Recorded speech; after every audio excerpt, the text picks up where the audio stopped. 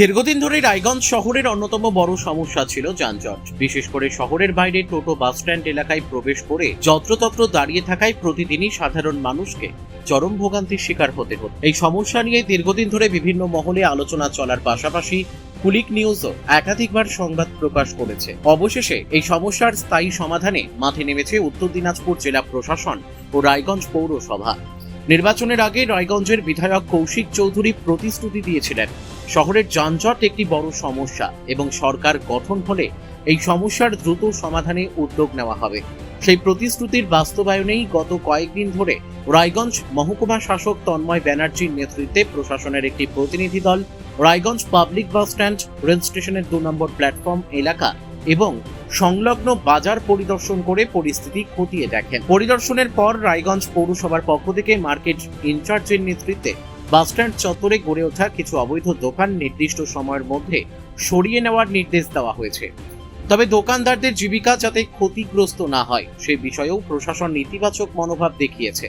জানানো হয়েছে মহকুমা শাসক নিজেই বিষয়টি তদারকি করবেন এবং ক্ষুদ্র ব্যবসায়ীদের অন্যত্র পুনর্বাসনের সম্ভাবনাও খতিয়ে দেখা হবে।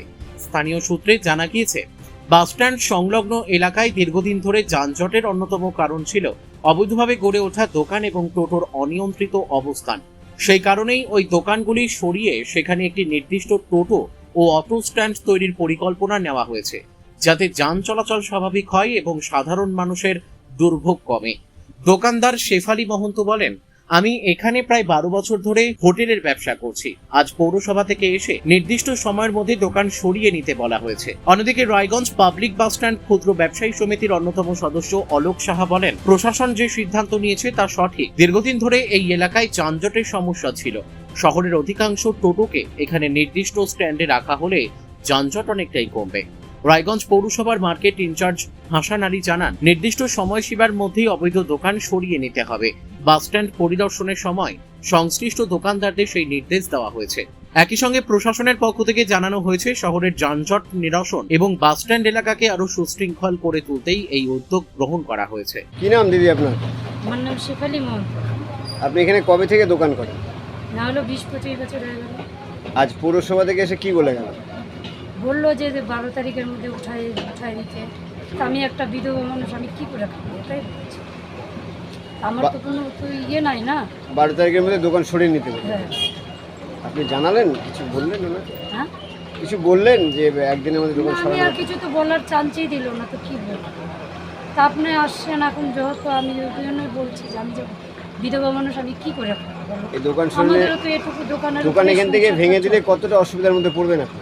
অনেক অসুবিধা, খাওয়া দাওয়া, এটা ওটা, কিস্তি। আমরা তো বন্ধন নিয়ে মেয়েকে বিয়ে দিছি, এত টাকা লোন চালাই, এগুলো দিব কোথা থেকে বলেন? মানে এই ছোট দোকানের উপরেই সংসার? সব আমার এটুকু দোকানের উপরেই নিয়ে বিয়ে দিছি। আর কি বলবো, ঋণ আছে না, 4.5 লাখ টাকা ঋণ আছে।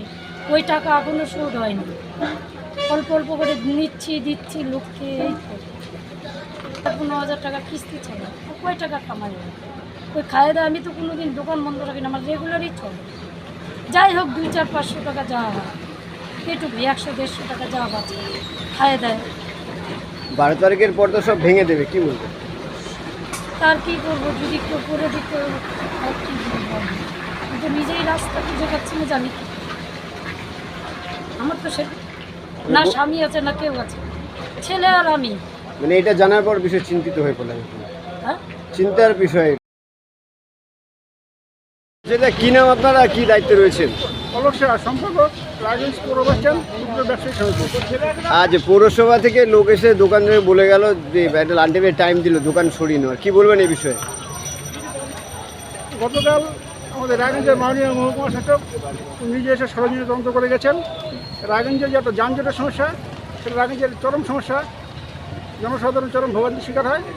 সেই জন্য জনস্বার্থে মহকুমা শাসক আগামীকাল সিদ্ধান্ত নিয়েছেন বাসস্ট্যান্ডে এবং বাসস্ট্যান্ডের সংলগ্ন এলাকায় যে সমস্ত জায়গায় যারা দোকানদার যানজট করে বসে আছে তাদেরকে সরিয়ে দিতে বলেছেন এবং যানজটমুক্ত পরিবেশ থেকে উনি সচেষ্ট রয়েছেন। কবে সব সরাতে বললো দোকানদারদের? দোকানদারদের তো 12 তারিখের মধ্যে সমাপ্তি বললো মহকুমা শাসকের নির্দেশে। তো যারা এখানে দোকান করে খাচ্ছিল তাদের অন্য কোনো জায়গায় বসানোর ব্যবস্থার ব্যাপারে কিছু কথা বলেছে? সেটা প্রশাসন চিন্তা ভাবনা করবে পরে। আপনাদের ব্যবসা সমিতি থেকে কী দাবি রেখেছেন? আমরা বোঝে দোকানদার, আমরা যারা এখানে পৌরসভার অনুমোদন নিয়ে আমরা ব্যবসা করি, তারা আমরা সবসময় আমরা যাত্রী পরিষেবা দেওয়ার জন্য আমরা বদ্ধপরিকর। আমরা এখানে কীভাবে সুষ্ঠুভাবে যাত্রীদের পরিষেবা দেওয়া যায় সেটা আমাদের এখন দেখতে হবে গাছের বিষয়টা। আমার নাম আসান আলী, আমি রায়গঞ্জ পৌরসভা মার্কেট ইনচার্জ। তা আজ কি বাস স্ট্যান্ডে কী দোকান সময় দেখলেন, কী বললেন দোকানদার? বাস স্ট্যান্ডে কালকে আমাদের এসডিও সাহেব ভিজিট করে গেছেন, হ্যাঁ, গ্রাউন্ড ভিজিট করে গেছেন, দেখছেন যে বাইরে যে যানজটটা ছিল টোটো, সেই যানজটটাকে কী করে ঠিক করা যায়। আমরা বাস স্ট্যান্ডের ভিতরে আসে দেখি যে প্রচুর দোকান, যারা ড্রেনের উপরে স্ল্যাবের উপর থেকেও নিয়ে মোটামুটি রাস্তার উপরে দোকান নিয়ে চলে গেছে। যে দোকানগুলোকে আমরা সাইড করে দিলে, সরাই দিলে সেই জায়গা ভ্যাকেন্ট হবে আর টোটো স্ট্যান্ডটা টোটাল চলে আসবে ভিতরের দিকে। তাতে রায়গঞ্জ শহরে যে রেলগেটের সামনে জামটা হচ্ছে সেই জামটা ক্লিয়ার হবে। দোকানদারদের কি বললেন? দোকানদাররা সরাই নেবে, যেহেতু সব দোকানদাররা তো আনলিগালভাবেই বসে আছে এখানে, তারা সরাই নেবে বলছে। যারা এখানে দোকান করে খাচ্ছে তাদের কোনো বিকল্প ব্যবস্থা? তাদের বিকল্প ব্যবস্থা অবশ্যই পৌরসভা দেখবে, তাদেরকে কোথায় বসানো যায় সেটা পরে এসডিও সাহেব চিন্তা ভাবনা করে পৌরসভা তাদের পাশে আছে, দেখবে। কত তারিখ ডেট দেওয়া হলো দোকান সরানোর জন্য? 12 তারিখের মধ্যে সবাইকে বলা হয়েছে দোকান সরাই নেওয়া হবে। রায়গঞ্জ থেকে রামকৃষ্ণ দাসের রিপোর্ট, কুলিক নিউজ।